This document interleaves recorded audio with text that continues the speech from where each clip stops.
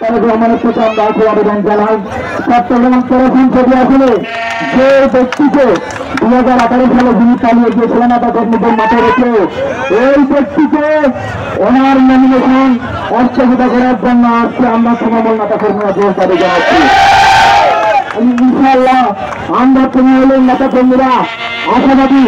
আপনি আমাদেরকে বলেছেন আন্দোলন সংগ্রাম যারা করেছেন, রাজপথে যারা হামলার শিকার হয়েছেন, জেল জুলুম কেটেছেন, তৃণমূল নেতা কর্মীদের পাশে তিনি সব সময় হাতিয়ার হিসেবে দাঁড়িয়েছিলেন, সাহস হিসেবে দাঁড়িয়েছিলেন। এইরকম ব্যক্তিকে আপনি সংসদীয় আসনে মনোনয়ন দেবেন। কিন্তু দুর্ভাগ্যের সাথে আমরা একটা কথা বলতে চাই, আমরা জানি আমাদের সকলের প্রিয় নেতা তারেক রহমান তিনি এই দেশের অগণিত জনগণকে যেরকম কথা দিয়েছেন তিনি তার কথা রেখেছেন। ইনশাআল্লাহ ওনার সংশ্লিষ্ট এর নমিনেশন ধরে যারা কাজ করেছেন, যারা 2018 সালে পালিয়ে যারা ব্যক্তির পক্ষে সাফাই দিয়েছেন, সেই ব্যক্তিবর্গকে উদ্দেশ্য করে বলতে চাই 2018-তে যে ব্যক্তি নেতা কর্মীদেরকে মাঠে রেখে পালিয়ে গিয়েছিল ওই রকম ব্যক্তিকে নমিনেশন দেওয়ার জন্য আপনারা বলেছেন, সেটা আপনারা দলের সাথে বেইমানি করেছেন বলে আমি মনে করি। আপনারা বলেছেন নমিনেশন দেওয়া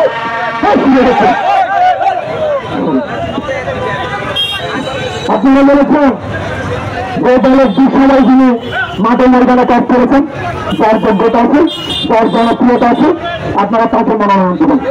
কিন্তু আপনারা মনোনয়ন বোর্ড থেকে বের হওয়ার পর আমরা দেখতে পেলাম চট্টগ্রাম 13 সংসদীয় আসনে যে একজন ব্যক্তিকে আমাদের গাড়ির উপর ছাপিয়ে দেওয়া হয়েছে, আমরা কর্মশীল তৃণমূলের জনগণ তাকে কোনোদিন মানব না। আমরা একটা বলে দিচ্ছি, এই নির্বাচন যে দলের প্রথম সালে 10 মিনিট তারেক রহমানের সঙ্গীত করে নাই, আন্দোলন সংগ্রামের শরীর হয় নাই, ওইরকম ব্যক্তিকে অনতি বিলম্বে চট্টগ্রাম 13 সংসদীয় আসনের মনোনয়ন বাতিল করতে হবে। অন্যথায় আমরা 10 মিনিট তারেক রহমানকে বলতে চাই, আপনার সর্বদাই আপনার মান সম্মানে আমরা আত্মবিশ্বাসী। দলের ক্ষতি হয় এমন কোনো কর্মকাণ্ড আমরা করবো না। আমরা আপনার নিকট আবেদন জানাচ্ছি, তৃণমূল আবেদন জানাচ্ছি, রাজপথে ত্যাগী নেতা কর্মীর আন্দোলন সংগ্রামে যারা ছিল তারা আবেদন জানাচ্ছে, প্রিয় নেতা জননেতা লালন মোহাম্মদ হেলাল উদ্দিন ভাইকে চট্টগ্রাম 13 সংসদীয় আসনে